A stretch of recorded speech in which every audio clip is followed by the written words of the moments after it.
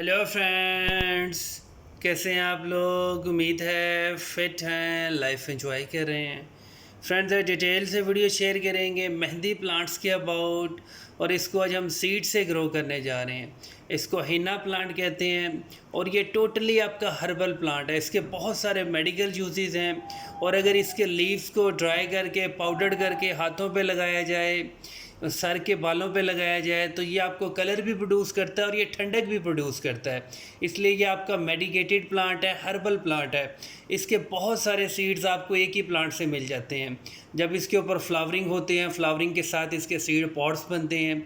जब seed pods इसके naturally dry हो जाएं, थोड़े से ब्राउन थोड़े से ब्लैक हो जाएं, तो जब आप उसको हाथ से मैश करते हैं तो एक सीड पॉड्स के अंदर बहुत सारे सीड्स होते हैं।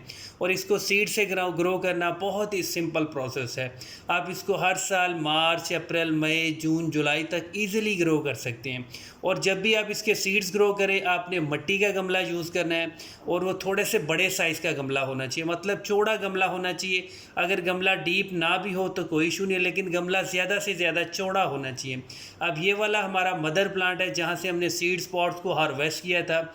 ये 2 साल इसकी एज है। इसको हमने डबल कटिंग से ग्रो किया था, और ये बहुत ही ज़बरदस्त रूफ टॉप पे गमले के अंदर ग्रो हो रहा है। इसके फ्लावर्स की बहुत ही प्यारी फ्रेगनेंस होती है, और ये आपका हर्बल प्लांट है। इसके लीव्स के अंदर एंटी फंगल प्रॉपर्टीज़ होती हैं। आप अगर इसके लीव्स झड़ भी जाएं तो आप गमलों के मिट्टी के अंदर मिक्स कर सकती हैं। वो आपको वायरस के इश्यूज़ से, फंगल के इश्यूज़ से, वायरस फंगस के इश्यूज़ से आपको 100% क्लियर कर देगा। अब हम इसके सीड लगाने जा रहे हैं।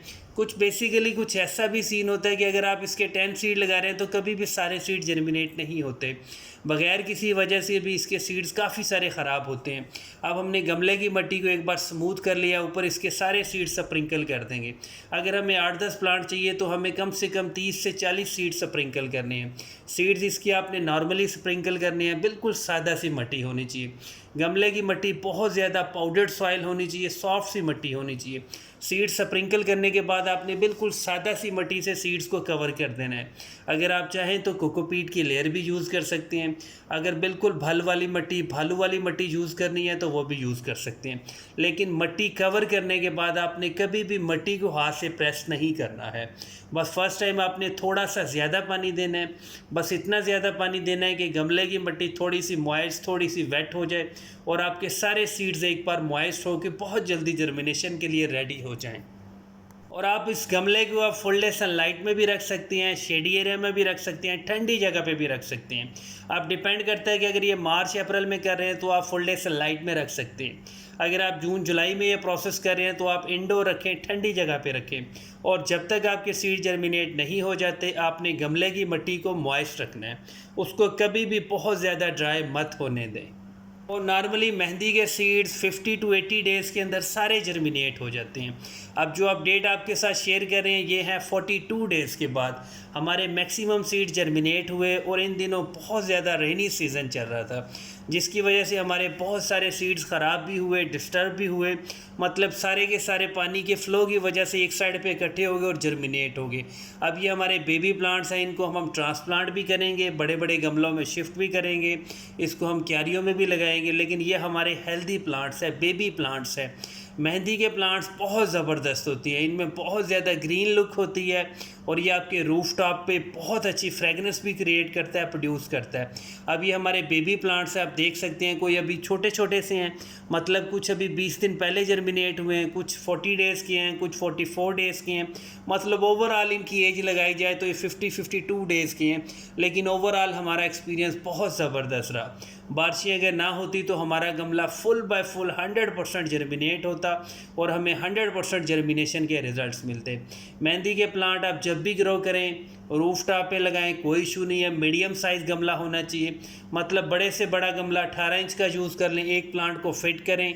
ज़बरदस्त है, फुल डे सनलाइट इसकी रिक्वायर होती है। जितनी भी गर्मी हो, हबस हो, तेज़ धूप हो, आपका प्लांट इजीली टॉलरेट करता है, बहुत ज़्यादा ब्लूम करता है। लश ग्रीन इसके लीव्स होते हैं। और अगर आप इसके मेहंदी बनानी है तो इसके लीव्स को हार्वेस्ट करें, पाउडर बनाएं, उसका थोड़ा सा पेस्ट बनाएं, पानी में मिक्स करें थोड़े से पेस्ट को, और हाथों हाथों पे लगाएं, पाँव की स्किन पे लगाएं। आप अगर चाहें तो अपने सर के बालों पे लगाएं, अदरवाइज़ आप टेंड करवाएं, टेंड के ऊपर भी लगा सकती हैं। मतलब ये बहुत ज़्यादा ठंडक देगा। आपका बहुत ज़बरदस्त प्लांट है, आप इसको लाजमी ग्रो किया करें। और जो लोग इसके फ्लावर्स की फ्रेगनेंस के दीवाने हैं वो मेहंदी के प्लांट को कभी भी स्किप नहीं करते हैं। जब इसके ऊपर फ्लावर्स आते हैं नॉर्मली वो आपके जुलाई अगस्त सितंबर में आ जाते हैं।